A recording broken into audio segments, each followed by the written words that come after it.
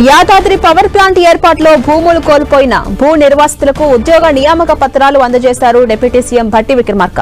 పోటీ పరీక్షల ద్వారా ఉద్యోగాలు పొందే వారికే కాకుండా నిరుద్యోగ యువతకు కూడా తమ కాంగ్రెస్ ప్రభుత్వం అండగా ఉంటుందని భట్టి అన్నారు. ఉద్యోగాలు పొందలేని వారి కోసమే రాజీవ్ యువ వికాసం పేరుతో దాదాపు 9,000 కోట్లను ఈ ఒక్క ఏడాదిలోనే ప్రభుత్వం ఖర్చు చేసిందని డిప్యూటీ సీఎం భట్టి విక్రమార్క అన్నారు.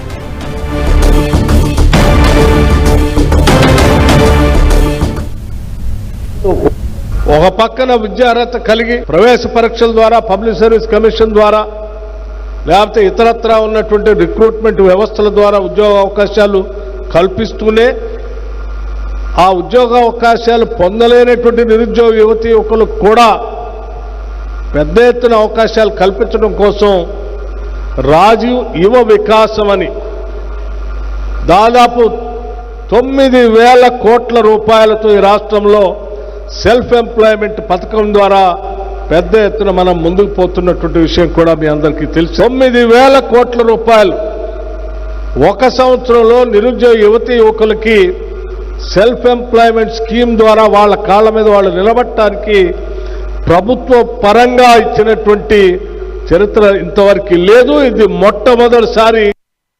ఒక పక్కన